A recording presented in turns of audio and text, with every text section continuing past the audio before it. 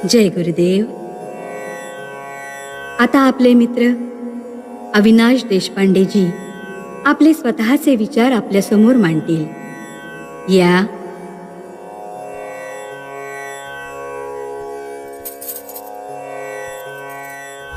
जय गुरुदेव. मी अविनाश देशपांडे. मला दारू प्यायची सवय होती, अगदी लोकांनी दारुड्या म्हणण्या इतपत.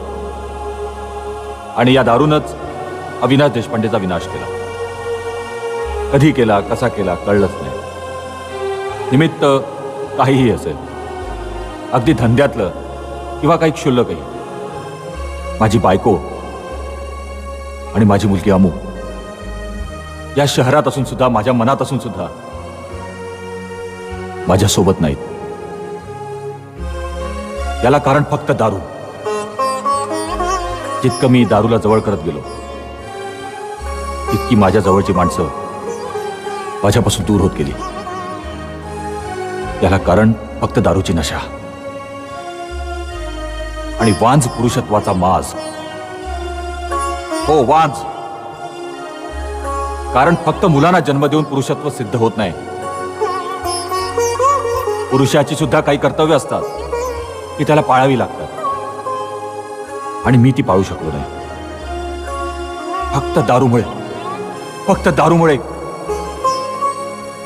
ग्लासातल्या दारूतले दोस्त हे ग्लासातल्या दारू बरोबरच संपतात.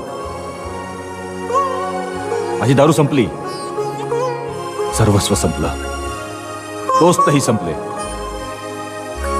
माझे डोळे उघडले.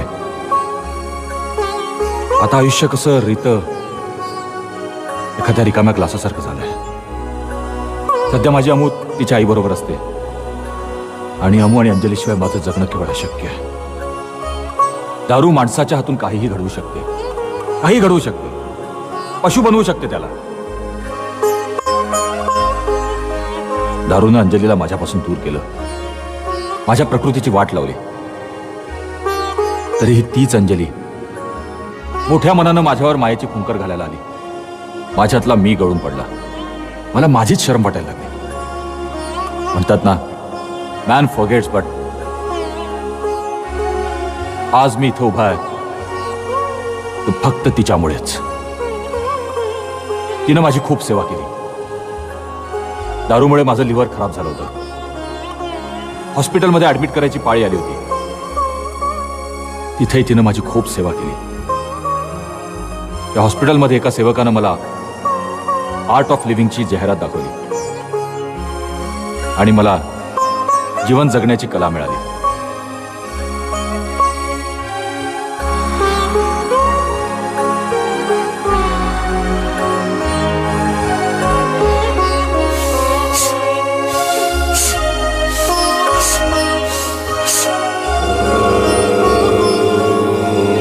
ती फक्त एक सुरुवात होती.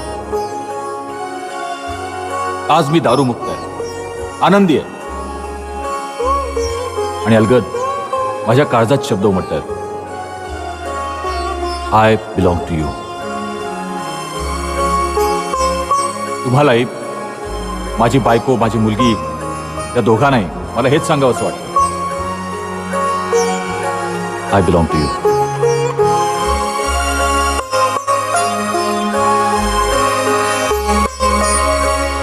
जय गुरुदेव.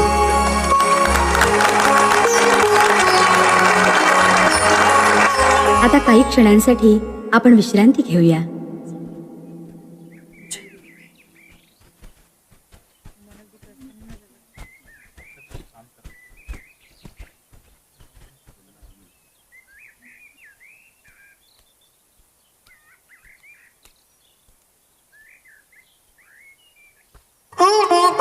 Oh,